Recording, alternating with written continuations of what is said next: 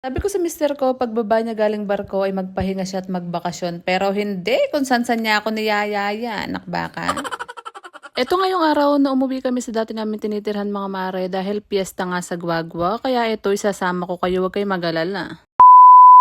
Ito na ngayong day in a life mga mare sa seaman's wife na lagi na lang niyayaya kung saan-saan ni mister para gumala. Biglaan nga lang to mga mare, Sunday nga to December 7 at nagyaya nga siya dahil nga piyesta raw pala sa Guagua at pumasyal daw kami. Kasarap-sarapan nga namin nanonood ng Netflix sa bahay mga mare at bigla-bigla may nagkatiya, muli daw kami sa Guagua, nakbaka.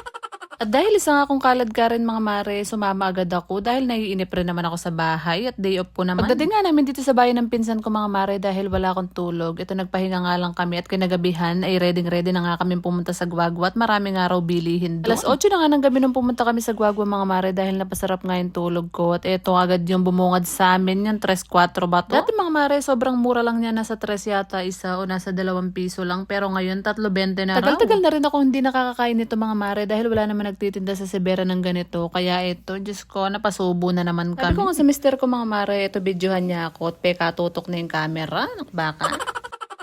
Alam nyo, sobrang sarap pala talaga nitong 3-4 na to. Naghinay-hinay lang ako dahil baka tumaas yung BP ko. Naksyota nga. So yun na nga mga mare, after nga namin magtusok-tusok ng 3-4, ay dumiretso na nga kami dito sa may Tianggian. Malapit nga lang to sa simbahan ng Guagua. Diyos ko, sobrang dami talaga nagtitinda. Maduduling ka na lang kung saan katitingin. Dati nga mga mare, nandito pa kami nakatira. Every year talaga kami pumupunta dito pag piyesta nga ng Guagua dahil marami ka talaga mabibili. Lalong-lalo na yung mga damit ng mga bata bago magpasko. At sa sobrang dami nga ng tao mga mare, hindi na nga kami masyado nakapag-ikot-ikot. Pero nakabili naman ako ng bra kahit 2 piraso lang dahil wala talaga akong brang masusuot na. Nakbaka. Chares. Kakain din sana kami sa Mang Inasal kaso nga lang sobrang daming tao kaya dito na nga lang kami pumunta. Bumili na lang kami ng mga itlog-itlog dito sa gilid. May nadaanan din kami chicken Inasal mga mare dito nga sa highway ng Guagua kaya dito na lang kami kumain. Mabilis ang kain nga lang yan mga mare dahil alas 10 na yata ng gabi yan, hindi pa kami nakakauwi. Fast forward nga pagka-uwi nga namin dito sa bahay ay pinagdadala nga namin yung mga pinagbibili namin sa Guagua. Tinuwi namin dito dahil ipupulutanin daw, nakbaka. At dahil na-miss nga ni mister yung mga pinsan ko na naging tropa na rin niya mula nung tumira kami dyan, ko, ito nagbabanding nga sila hanggang alas 12 or alauna yata ng madaling araw. Ganito nga lang kadali magpasaya ng asawa mga mare, dali mo siya sa inuman kasama yung mga tropa niya, ewan ko na lang kundi sasaya yan. Chares. After nga naming mga lukot dyan mga mare dahil naubos nila yung Red Horse tsaka yung Alfonso, eto papunta naman kami kinabukasan dito sa nagtitinda ng lomi sa may bandang Cabete. No, yun talaga yung namimiss ko dito sa baryo, laging baha kahit walang ulan, Diyos ko, laging high tide. Chares.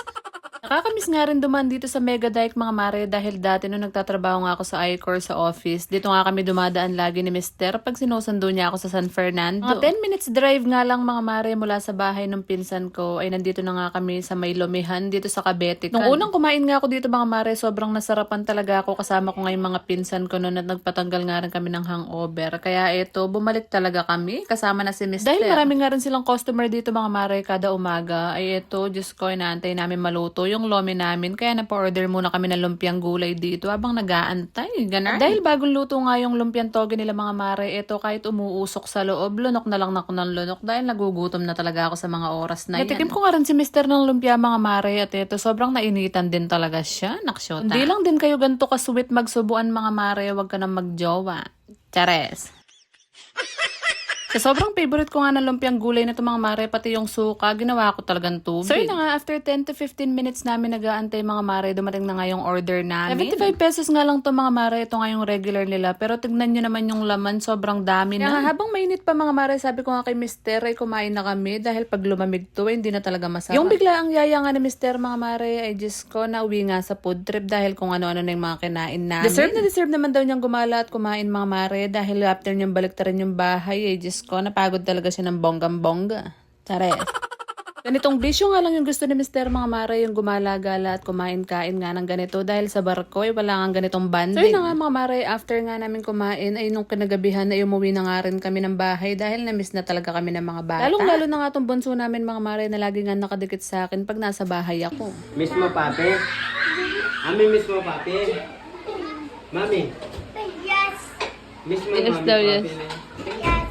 Ito. Yeah.